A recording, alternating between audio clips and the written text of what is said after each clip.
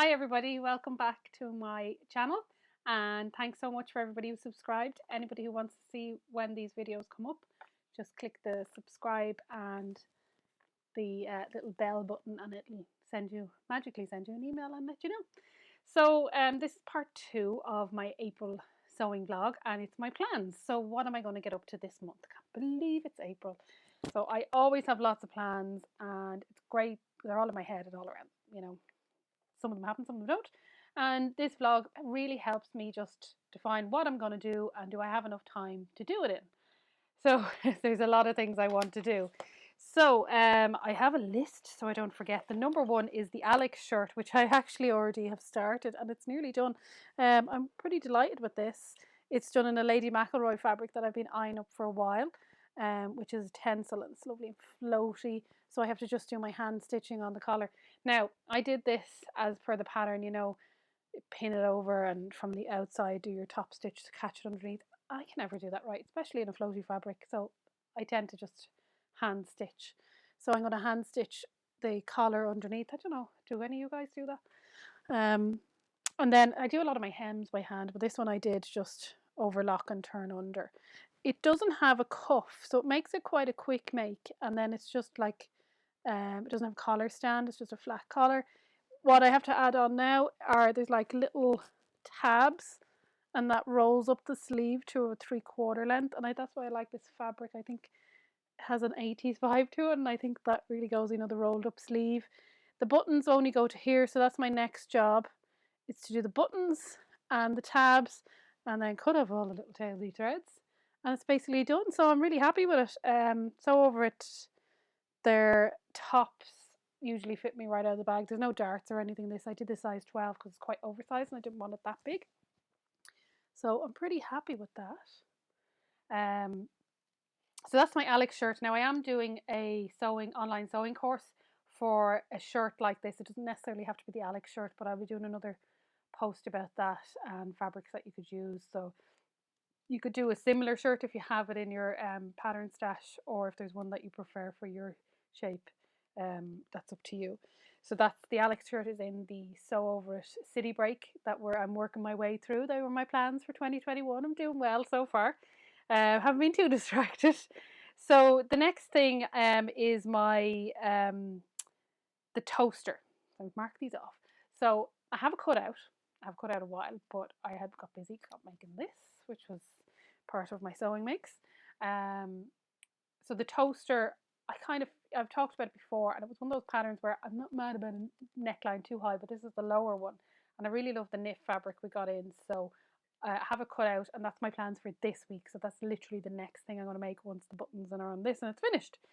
Then after that, the Petal blouse and the gathered sleeve blouse. Now these two are from Love Sewing magazine, and I have been really put off I love buying the magazine. I got this month's one, which is here. And I've been put off doing them because I only do the ones that actually come with it, and I'm like looking at the ones inside with this one, the gathered sleeve top, and then the Petal blouse is one I really love. I'll put up a picture here. And I've been put off them because they're A4 patterns and I have to stick them together. And as you know, we have an A0 printer. We print for lots of people.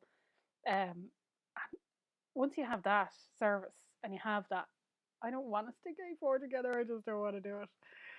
So I was saying this to on our sewing class, and one lady said, oh, there's an app for that now. Oh, yay.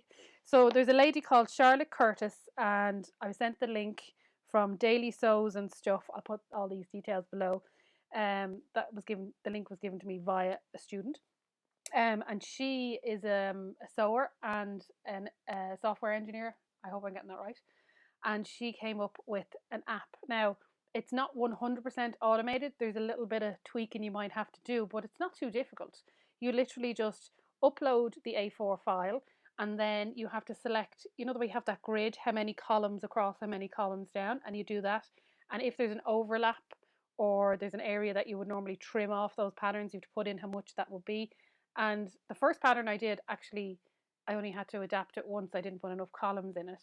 And then the second pattern I did, I just adapted the overlap and it worked perfect. I'm so delighted. So I have downloaded onto that app and made A0 patterns for the gathered top and the petal top. So they are two on my list for summer summer tops. Some light floaty ones that I feel comfortable in, you know, hopefully we get a nice summer. So that's on my list. And I think I'm becoming a fan of this gathered sleeve since the Billy. Really loving that. I'll do it in one of the new summer fabrics that arrived in. That it's done in a gauze here. I actually do have a bit of gauze in my stash, so maybe I'll do it in that and see how that looks. Really need to use up the stash, and I think the frugal frocks has made me realise I need to use up the bits that are there. The magazine that came in, that I got, this magazine, had with it this great little booklet. Now, if you're a beginner, complete guide to dressmaking, it had really great tips in it. So I think if you're a beginner, it will be very, very handy because it had things like, you know, all the bits of the sewing machine. Like that's invaluable if you're a beginner. And then, you know, things about patterns to do with ease and things like that. These are all kind of things I teach in my classes. But if you're an absolute beginner and you're not in the position to start classes and you want something to help you guide you along and muddle through it, this is definitely worth it. There's information about the different types of fabrics. Like, that's brilliant. And it's in a little booklet. There's a couple of makes there. Again, they're A4 downloads. Now we have this. It's called a PDF stitcher. Oh, now we have this. We can make our patterns. I'm so delighted. So that came with that magazine. And also this one. Now, this pattern is Butterick B6760. Now, normally I stay away from big 4 patterns. I'll put up another picture up here. But like I would look at that and just go, I don't want to do it. But in the magazine, they have it on the model and they're showing the back of it. The back part of it actually has a cutout. So it's almost like a skirt and a top, and it's only joined at the front, because I'm not a big fan of jumpsuits, and going to the loo is impossible in them. So I think that would be great. Maybe it make things a little bit easier. And I'm thinking that might be nice in a linen for the summer. I really like the idea of that. Just, you know, just something a little bit different. It literally comes across your back, a crossover, and has a little cutout at the back. I think it'd just be interesting. So I might do that in maybe one of the stretch linens that we have. So that's a possible plan. Not a definite in stone plan or in fabric plan, but that's a definite plan. One thing I definitely am going to do, the fabric for this is on the washing line already, is make a hack of this. This is the Nina Lee Carnaby. I'll put up a picture. So this is what I made for the Frugal Frocks, and it came with Love Sewing magazine. And I really love the fit of this. It's so comfortable. It just sits really well. I only did a slight adjustment to do with having, I think I did a 12 shoulders and a 14 bust and waist. That's generally what I tend to do with most patterns, or I do a full bust adjustment if it needs to be done that way. I think I might make it in a top. A nice, like, there is a version with sleeveless, nice sleeveless top. Maybe take it in a little bit because it might be a bit boxy on my shoulders. It's actually sitting slightly off my shoulder there. Probably should have done a narrow shoulder adjustment, which possibly would have taken out a little bit of this excess fabric here. But that's another thing for the next one. So I have that fabric on the washing line in the sunshine today. And it's actually fabric that was given to me by Sandy So. And it was from the fabric swap that myself and Gillian from Worthy Design Studios did back in October. It was October, wasn't it? Yeah, October. I'm trying to remember now, months are going by. Yeah, so the fabric swap was brilliant, and Sandra realised she wasn't going to use that fabric, so then she passed it on to me again, and I just said, right, I'm going to make a top, a nice summer top, because it's a cotton lawn, and I'm going to make this a hack. So I'm going to make a hack of this. I'm sure a lot of people have done it. Sometimes you just get a dress and it fits you really well, the top part, and think, yeah, that'd be lovely as a top, so that's what I'm going to do.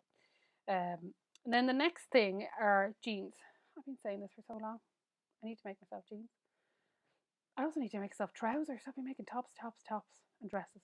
I need to make jeans and trousers. So the Mia jeans, which is the next sewing course I'm going to do, and then the Carrie trousers, which I think I'm going to make beforehand because I need some comfy trousers just to wear around the place. I'll probably just make a linen pair. I can't find my linen trousers from last summer. I have a feeling my mother nicked them. I think she might have. This is what happens when you make your own clothes and you're the same size as people in your family. They nick them on you. Anyway, so I need to make some trousers, and I like the Carrie trousers. They just fit me well. So I'm going to make them in a linen. And they're pretty easy to put together as well. So it's kind of straight out of the box. A pair of trousers should be easy enough to do. So they're my makes that I'm hopefully going to do for the next couple of weeks. Bit of a challenge because quite a lot there, and kids are off for the next week. So it could be crazy. They might not happen, but let's hope they do. So that's it. That's my vlog for this week. I'm going to do a video on how to do the buttonholes for anybody who wants to know how to do buttonholes and how I line them up, because I have a lot of little cheats that were kind of got over the years, and also that my mum showed me how to do things they did in the industry, which made things quicker because obviously they had to do things at speed.